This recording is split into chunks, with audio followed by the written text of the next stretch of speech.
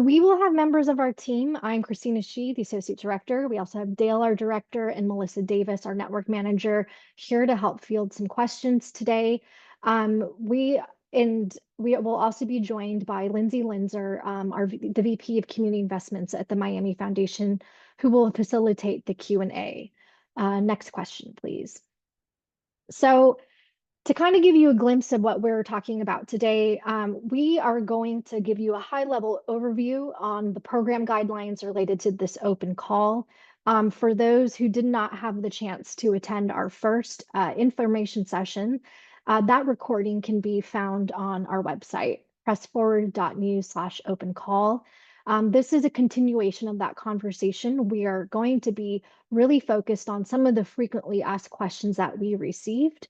Over the last few weeks, we'll talk about some updates we have around eligibility, and then we'll dive into a Q&A.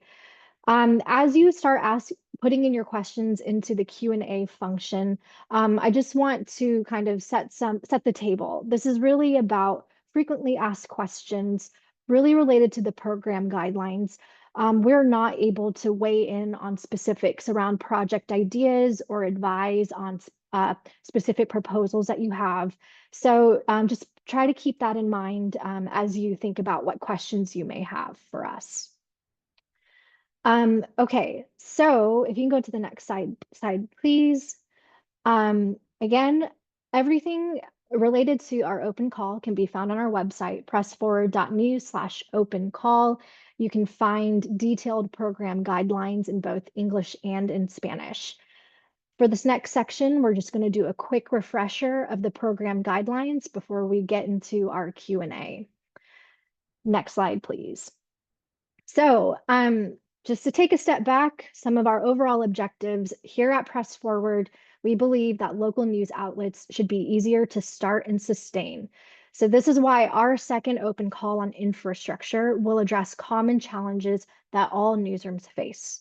We are seeking scalable, replicable ideas, tools, and technology that will impact the field in one of 4 areas. And we'll go into these categories in a bit. For this open call, we expect to award a total of $20 million across 20 to 30 applications. Grant sizes will be between $500,000 and $1.5 million over 2 to 3 years, though we may award grants outside this range and timeframe. Grants should be considered project grants, not general operating support. So as you put together your applications, think about the specific activities, budgets, and expected outcomes. Next slide, please. So if you attended our last session, this may be a little bit repetitive, but this is probably the most important part of the conversation today. This is about what we're looking for in proposals from each applicant. So this is really about investing in ideas and solutions that address newsrooms' shared challenges. So all proposals must do one of the 4 things: experiment with new solutions to common challenges, impact and inform the field nationwide, pilot ideas that can be replicated in other regions, and/or have a proven track record, but require deeper investment to realize a greater impact. Next slide, please. So to put a finer point on it, proposals must be bold ideas that benefit multiple organizations, build stronger shared infrastructure, and/or have the potential to impact the sector at large. We will not fund proposals that fill a budget shortfall, only serve one news organization, or is not focused on how we're moving the sector forward. We also would like all applicants to have some type of resources contributed towards this project, whether it's staff time or even some other financial resources that you may have in your budget. Next slide, please. So we're not going to go into too many examples, but just to reiterate, we have 4 funding categories of audience, people, operations, and revenue. When you apply, you have to select the category that most represents your application. We understand that this work is intersectional, that you may fit 1 or 2 categories, but think about which category most represents your project idea. We have some more examples in the detailed guidelines that give a glimpse into what we might be looking for in audience in these different categories, but they aren't an exhaustive list. And we also welcome new ideas that fit within these funding areas. So we have audience and people, next slide, and we have operations and revenue. All right, next, I'm going to hand it over to my colleague, Melissa, to talk about eligibility.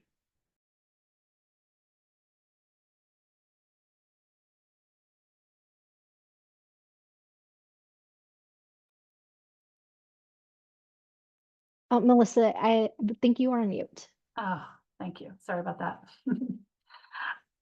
Okay, thanks, Christina. So who's eligible to apply for this grant? I think we are supposed to be back one on slide 11. Yeah, there we go. If you are a journalism support organization that is supporting the field, a news organization that is already working with others or plans to work with others to tackle a challenge that is common to the field, or a multi-partner coalition, such as regional collaborations or newsroom practitioners or university partnerships, these are all examples of eligible applicants. You can also be working at a local, regional, or statewide level, as long as they fit within these three categories. And across the board, all applications must be submitted by a nonprofit 501c3. We do have a bit of a clarification that fiscal sponsors can apply on behalf of a group of organizations, but not on behalf of a single for-profit organization. Which brings us to the next slide. These are ineligible as lead applicants. For-profit organizations are not eligible as lead applicants, nor are organizations with an active grant from our pooled fund, or organizations outside of the US. We have gotten a number of questions about fiscal sponsors and how they might apply, again, on behalf of a group of organizations, but not on behalf of a single for-profit organizations. And then LOIs you might, if you've gotten into the LOI already, you see that it's asking co-applicants to define their roles, and full applications will require signed commitments. So we've fielded a lot of questions about partnerships and who can apply. Next slide, please. We have a clarification from our last webinar. We had a bit of conflicting conversation or conflicting information, and we wanted to just clarify that lead applicants can appear on one other application as a co-applicant for a total of 2. So we know that this will, require some choices of some of you, but we recommend that you partner with like-minded groups to submit the strongest proposals that will impact the field. And we might get more questions in the Q&A, and we'll answer those as they come. Thank you, Melissa. I just do want to reiterate, this came up in the last webinar, the role of a lead applicant. This is the organization that will really be the point of contact when it comes to reporting, submitting financial updates, and even being the person that we may talk to should issues arise. So think about what organization is most, if you're working in a collaboration, think about which organization is most positioned to take on this type of leadership role. And again, just to, as Melissa said, partnering with like-minded groups is to put your best foot forward. We are only expecting to award 20 to 30 grants. So we know that there's a lot of projects that you might want to get involved with, but think about where can you lend your own capacity and your subject matter expertise. Next slide, please. So we're going to take you through just a high level of what the timeline looks like. Right now, we are taking a multi-phase approach. We are asking for folks to submit letters of interest up front rather than a comprehensive application. Those are due January 15th. Next slide, please. Just a friendly reminder that the questions for the LOI can be found in the program guidelines. You will have to answer the 6 questions on the left, and you will have to pick one of the 4 categories. And then on the right, we do have a glimpse of the evaluation criteria. Next slide, please. And then finally, we will be recruiting a panelist of reviewers to look at all of the different LOIs. In terms of submitting full proposals, this is going to be invitation only, and we will get to that stage in February. And then if you go to the next slide, please, you can see what the final stage of this open call process will look like. We will do final review and approval with the goal of announcing grants by late spring of next year. Excuse me. Next slide, please. So you still have one more touch point if all of your burning questions aren't answered today. January 8th at 11 a.m. Pacific time, 2 p.m. Eastern, we will have another Q&A. If you have additional questions, please contact us at grants@pressforward.news. Okay, so we zoomed through the refresher overview materials. I'm going to invite Dale to come back on along with Lindsay, and we are going to open it up for questions. All right, it's good to see you all. Can you hear me? Okay, questions are coming in. So I am going to feed you the first question. Can you be a sub-applicant on 2 proposals? So as opposed to being a lead applicant and then a sub-applicant, can an organization actually be a sub-applicant on 2 proposals? I believe the answer is yes, Christina. No. Oh, no. This is the pop quiz, right? No. So, okay. You can be a lead applicant on 1. You can be a co-applicant on a second. We don't want to see your name more than twice. You can only be they can yeah. be they But can if be you're a sub-applicant on 2. co Yes. 1. Yes, co is 1. Let us get back to you on that. All right. You can be on 2 applications. We don't want to see your Yeah, name. the bottom line is we don't want to see you on more than 2 applications. Whatever role Yeah. you're in, we don't want to see you on more than 2 applications. Yeah, so you may not be the lead applicant on any applications, but you decide you're a co-applicant, a partner applicant, Yeah. Sub-applicant on 2, that is totally fine. And so you can be a supporter of multiple applications, but you should be listed on no more than 2. Terrific. Moving on to the next question.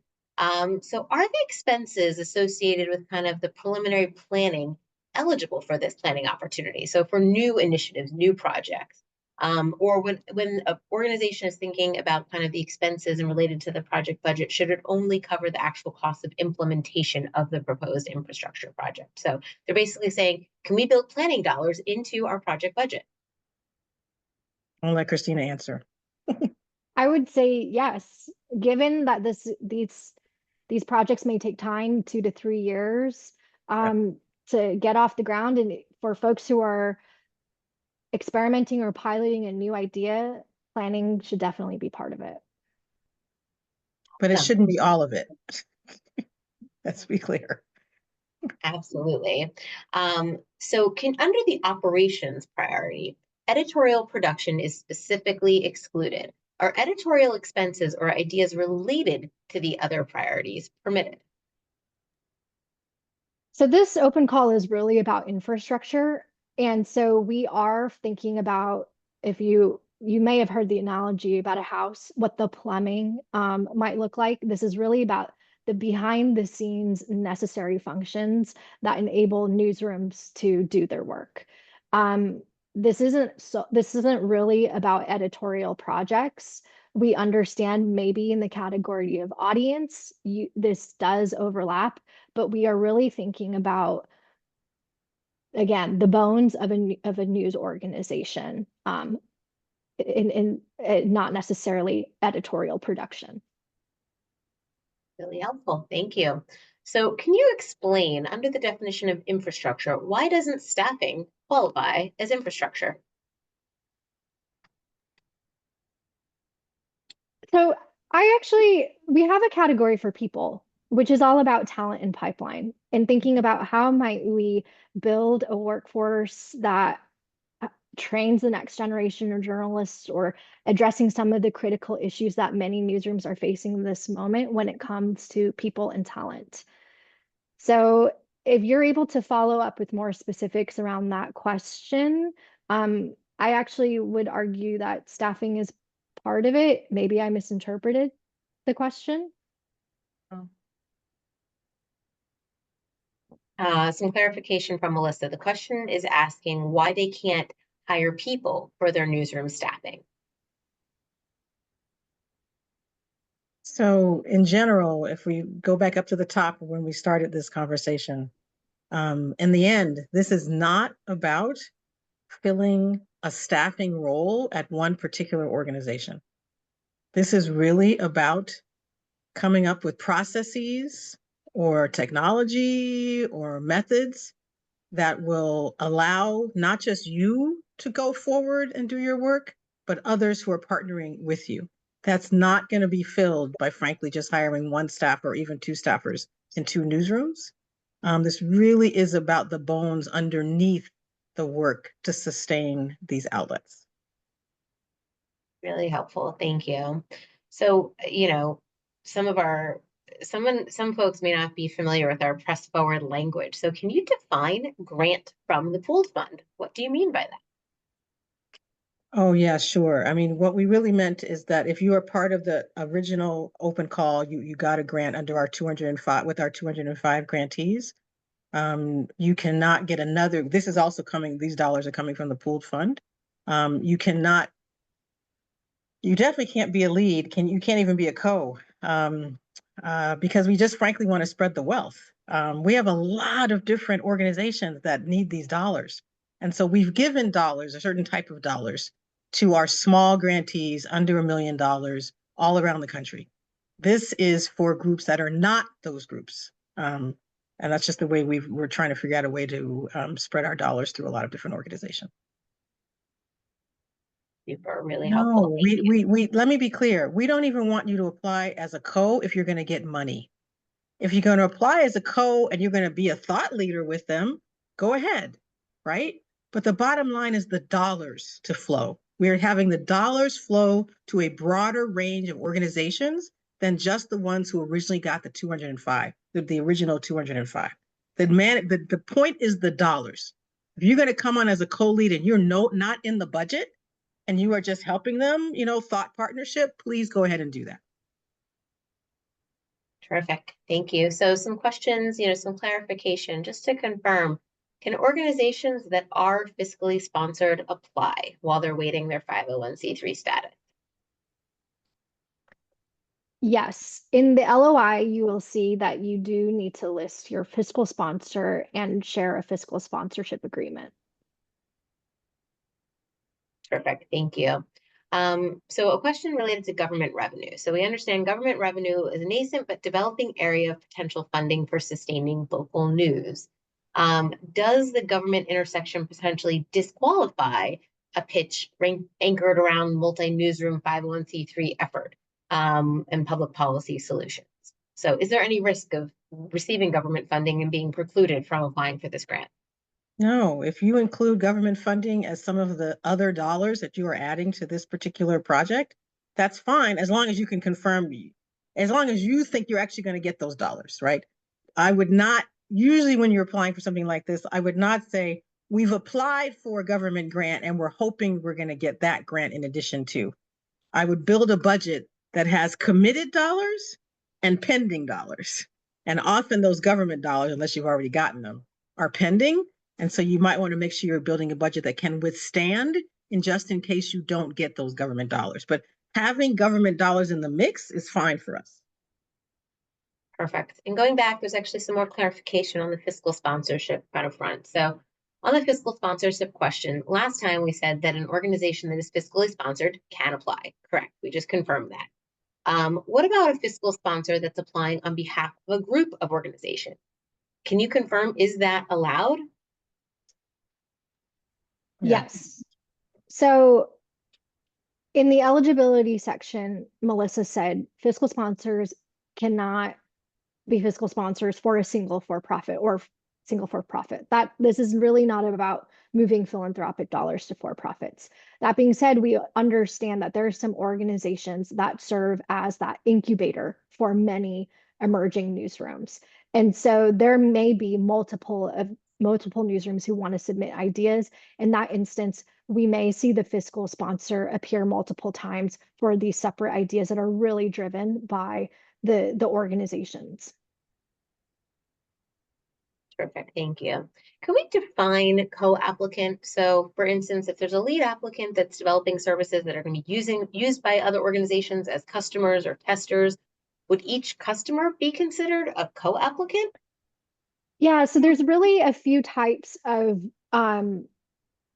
there's types of applicants. There's the journalism support organizations that is typically a single entity that already serves many news organizations, either as members or even clients in a way. In this instance, if you already have a built-in base that you work with, you don't need to have co-applicants. We do want to see that you are working with organizations, but you don't need to broker formal partnerships in this way. Now, we also see many organic collaborations happening between independent organizations. This could be like a regional or local collaboration among different newsrooms. In this instance, this is where we really start to see co-applicants.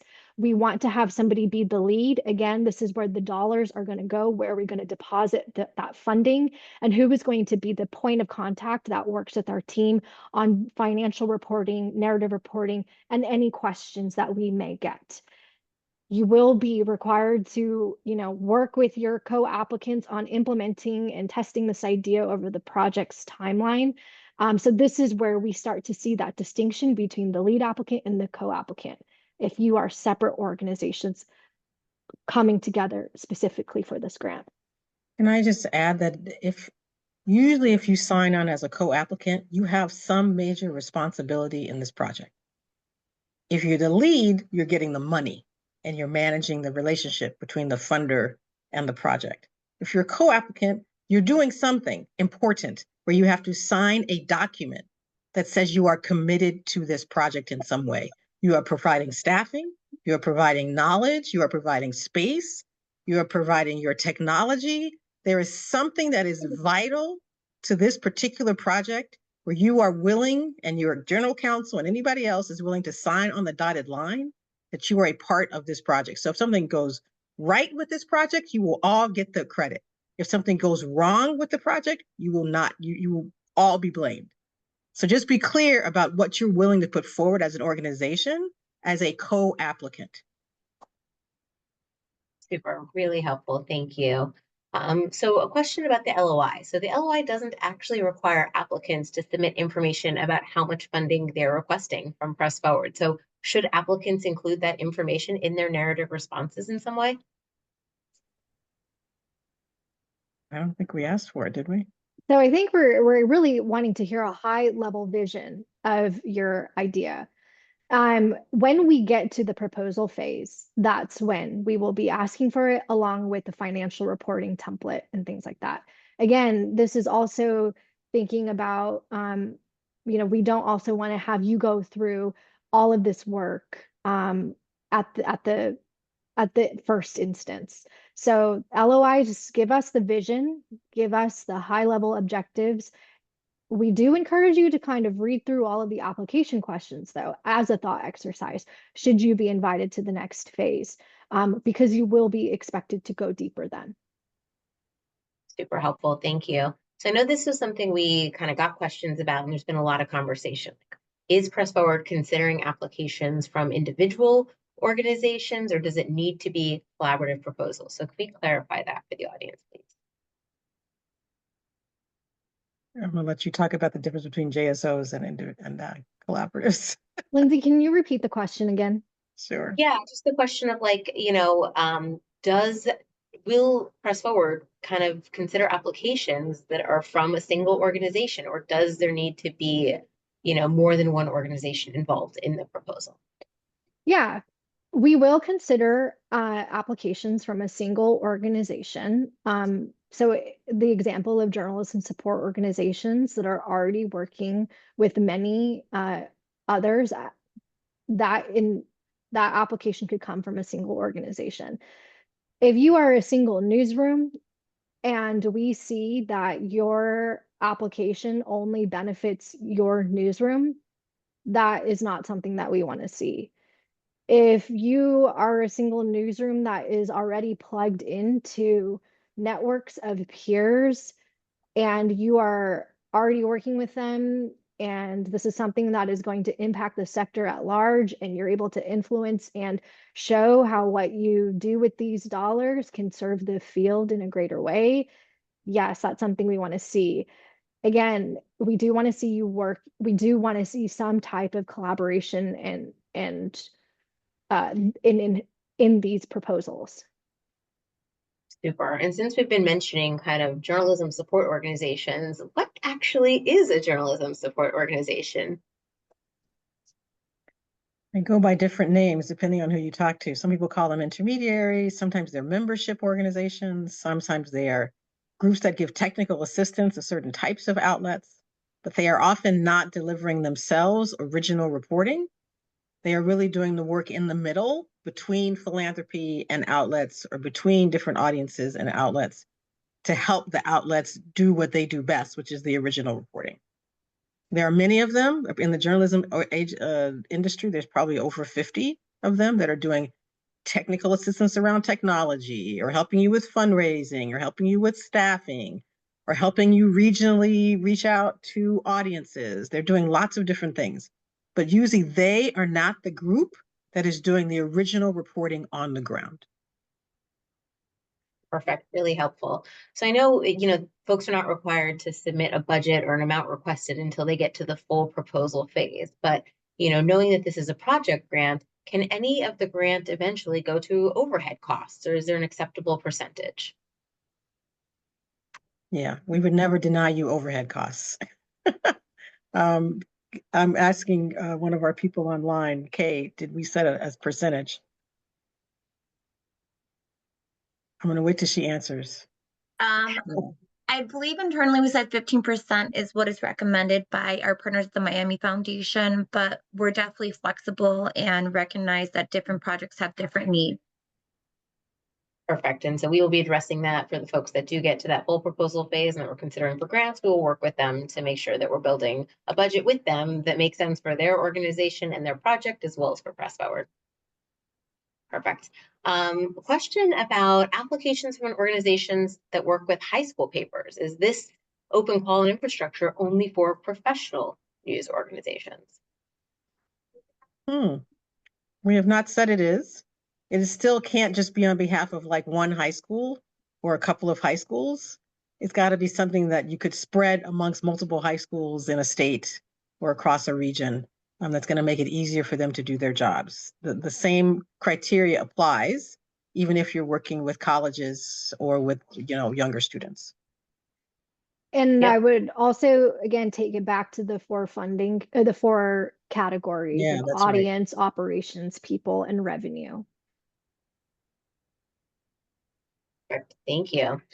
So I know with the first Press Forward open call, there was a lot of attention given to underserved communities. And so does region location factor into the decision-making process for the infrastructure open call? Will underserved communities be given priority?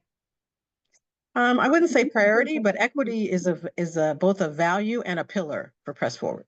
And so we are trying to make sure in all of our opportunities to do grant making that we are taking into account, making sure that we are approaching people and supporting people who in the past, frankly, did not get the attention that they probably deserve.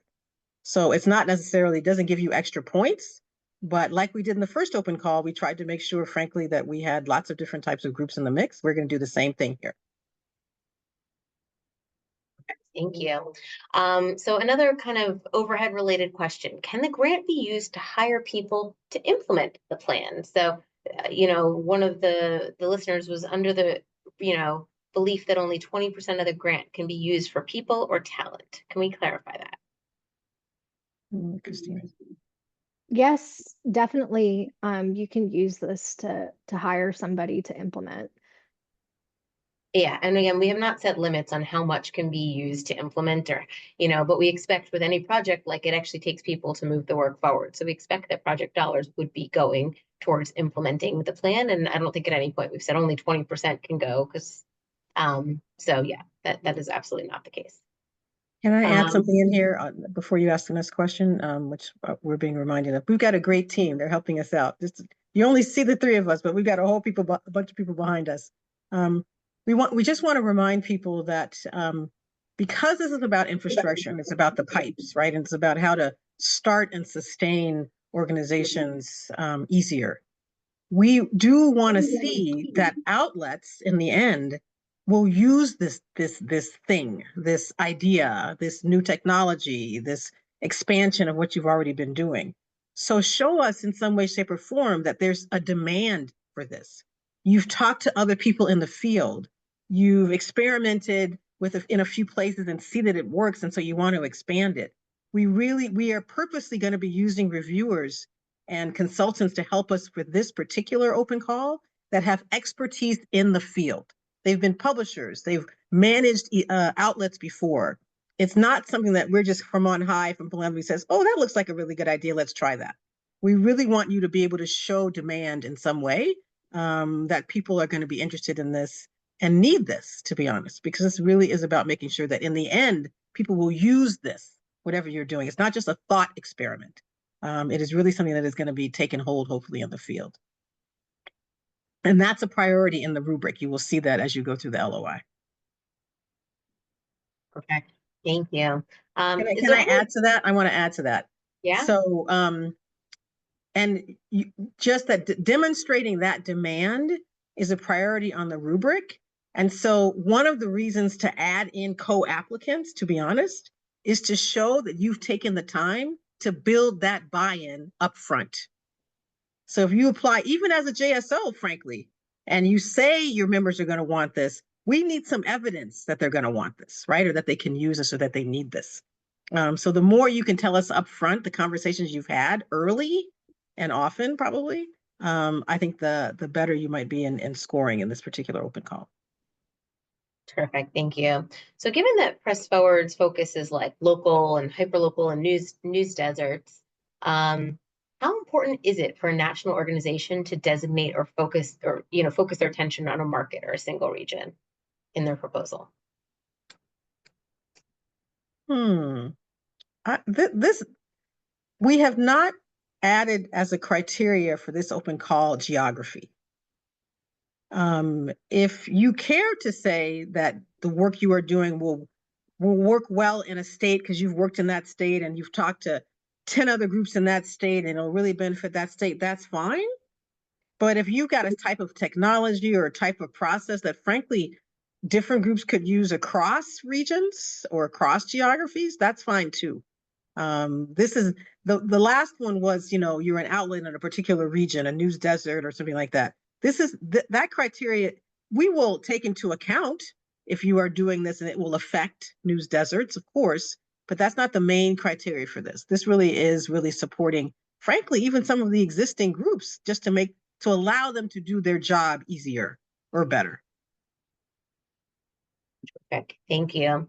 A question about eligibility. So can an organization that has a subsidiary that received Press Forward funding from the first open call, does that disqualify the parent organization for applying for this infrastructure open call? I think we should take that one offline and get back to you. Okay, great. Whoever put that question in, please go ahead and send us a note, and we will make sure to follow up with you because that might be a personal question. Is there any consideration?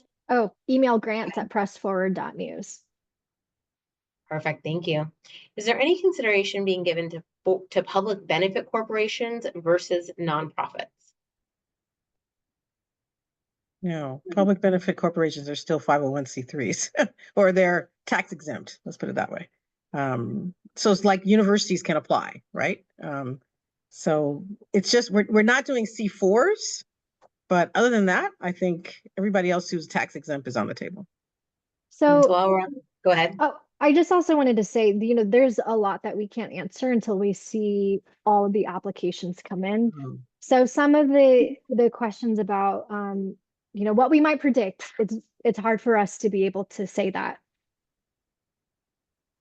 Perfect. So we got a question about whether a 501c6 could be fiscally sponsored by a 501c3. And so I'd say the answer is like, in theory, yes, but as you're explaining kind of who the project, the infrastructure project is going to benefit, if it's only going to benefit kind of members of the C6 and not the field at large, that would be a red flag probably for us in the review. But again, that's probably more specific, and we'd need to kind of read your proposal to better understand, what you're trying to do. So let me go back and I want to make sure I've got the right definition. Technically, a public benefit corporation is not a nonprofit. It's a for-profit. It just does for-profit for a charitable kind of purpose. We care about nonprofits who are tax exempt, or if you're like a university or a church, right? They count. But public benefit corporations probably may not qualify. So you should send us a very specific question about yours if you have a question about that particularly. Terrific. Some questions, related to, can you help me understand what is the required role of the fiscal sponsor versus the lead agency and how the roles are different?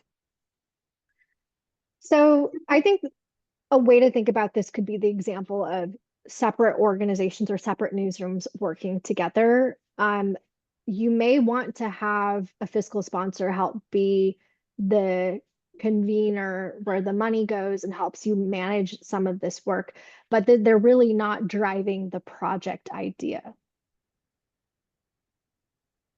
Terrific. Thank you. So question about, has Press Forward or any of its funding partners funded infrastructure in the past? And if so, can you describe what processes, technology they were? And I think we may have had some blog posts on this, but yeah, I'm sure we can provide some examples of what we think of when we think of past funding for infrastructure. Yeah, I think one of the examples that we've seen comes from the Knight Foundation, where they may have invested in networks and organizations and membership groups that support the field at large, or technologies and services that help organizations with revenue, or even an example of their election hub resources that connect newsrooms to support, to help them do their election reporting, or some type of peer learning that newsrooms can tap into. Those are all examples of infrastructure. We also just dropped a blog post that shows some other examples. We've also seen some regional collaborations, organizations that are funding work locally. So those are all highlighted in that blog post. Perfect. Really helpful. So can you define how collaboration is different than replicability? So if a project benefits one newsroom but could be easily replicated in additional newsrooms over the course of the grant's multi-year funding, would that qualify?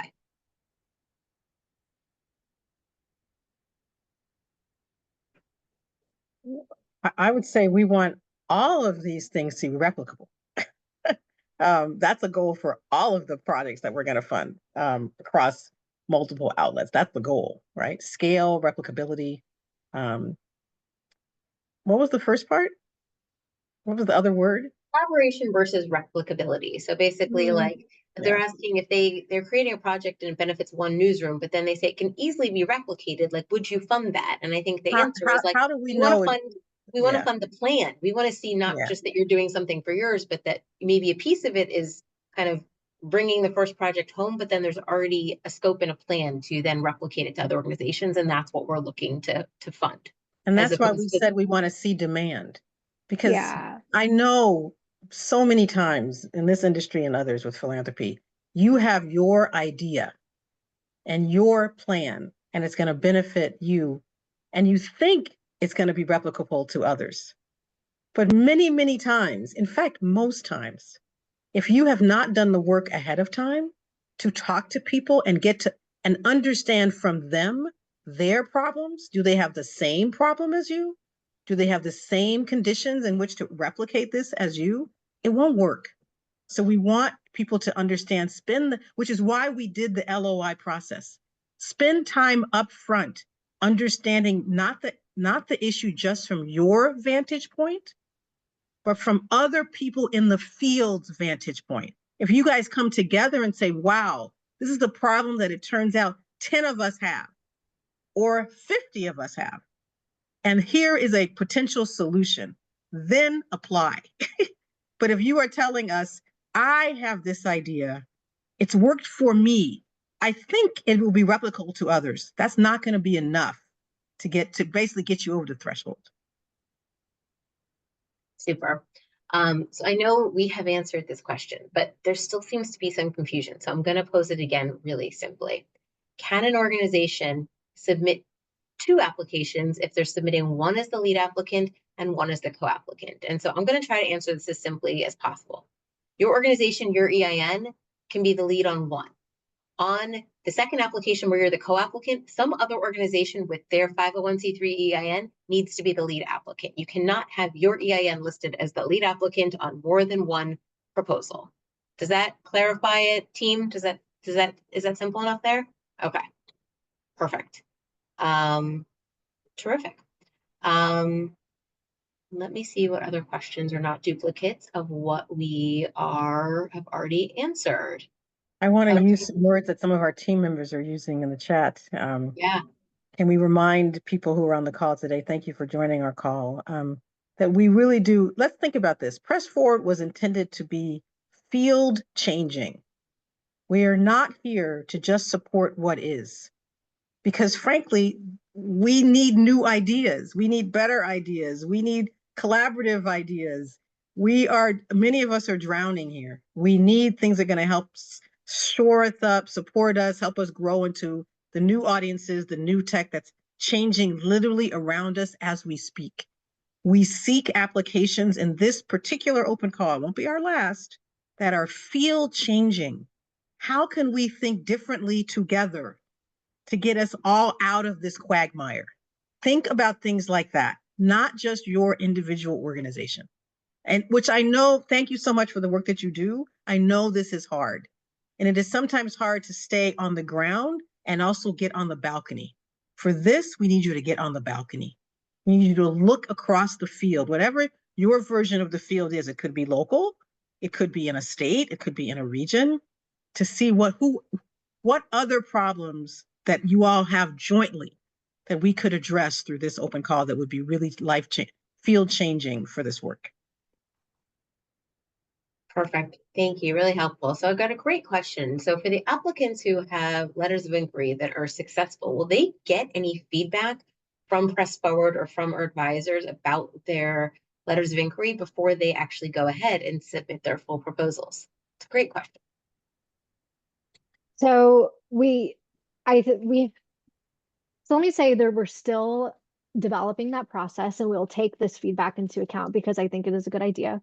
We also are exploring providing coaching and technical assistance to applicants.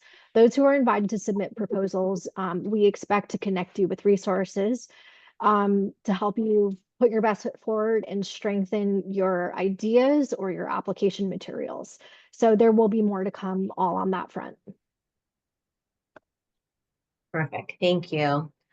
So the guidelines under the operation kind of category specify not related to editorial production, with strengthening the infrastructure for editorial collaboration, such as systems for distributing and sharing content, fit within kind of the larger thinking that we have about operations.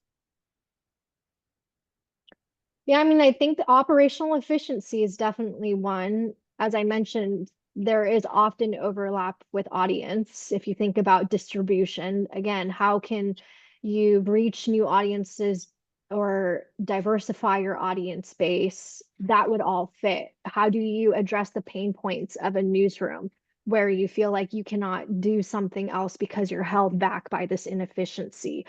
All of those things may fit in this type of open call. Perfect. Thank you.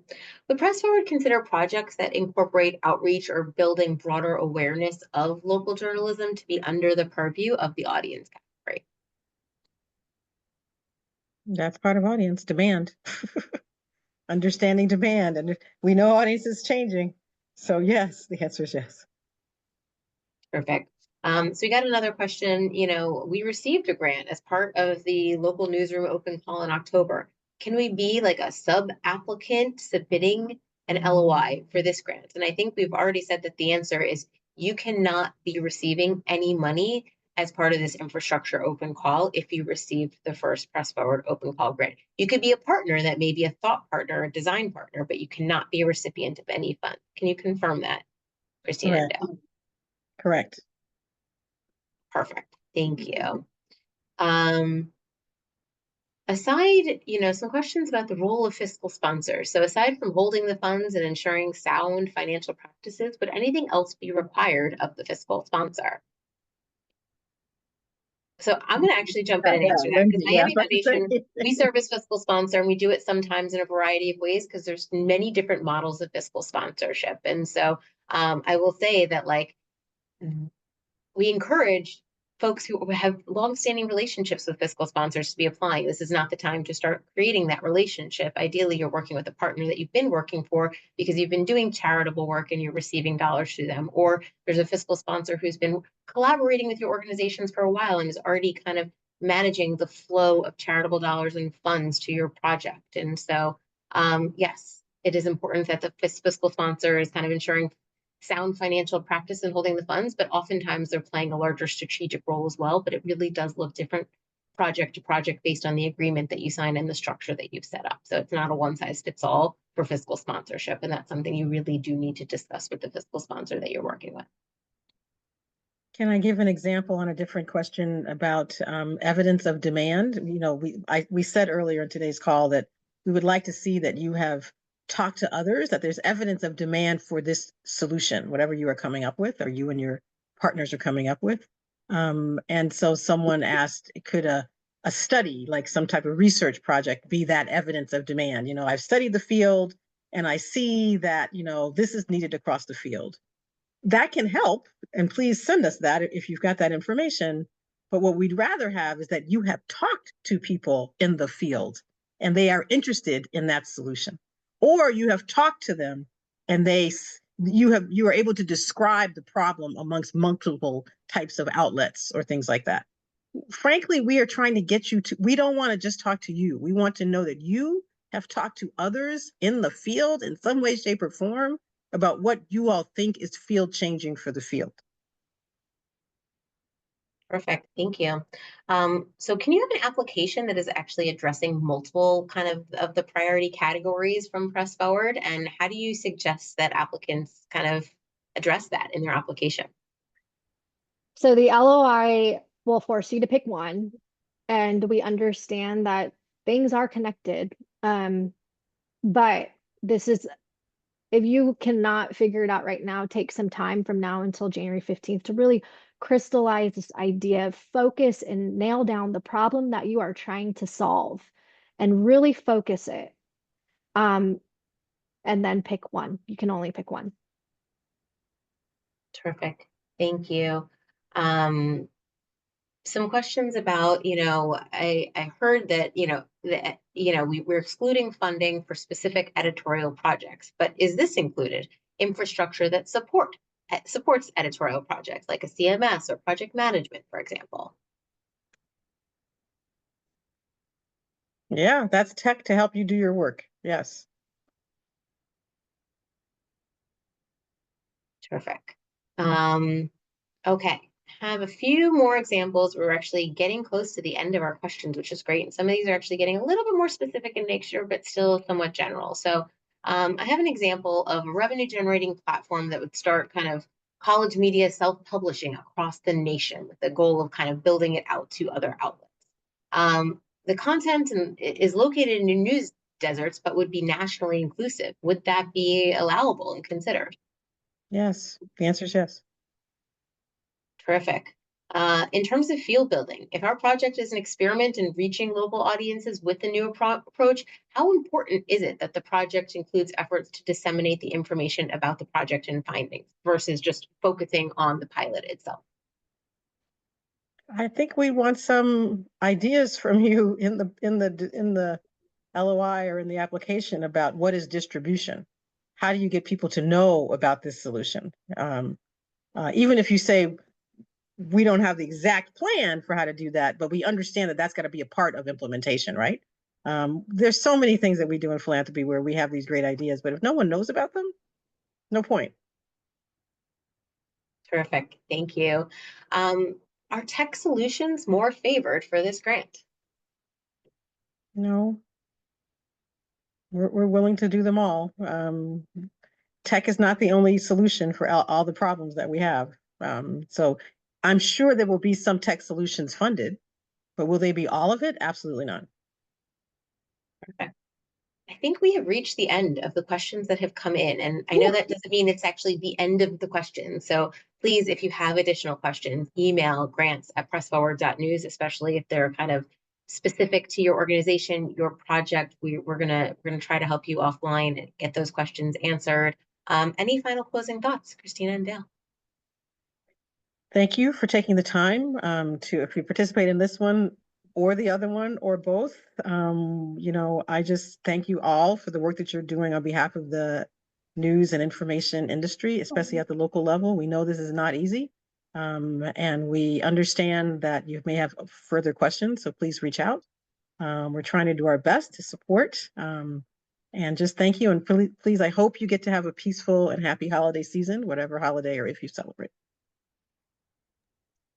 Thank you. And I echo everything Dale said. I'm going to end with a quick housekeeping reminder, just a friendly reminder. If the second we leave, the Q&A will disappear, which is something we heard from folks last time. So take your screenshots now, because we were going to sign off in a second. But this webinar was recorded and will be shared. Yes.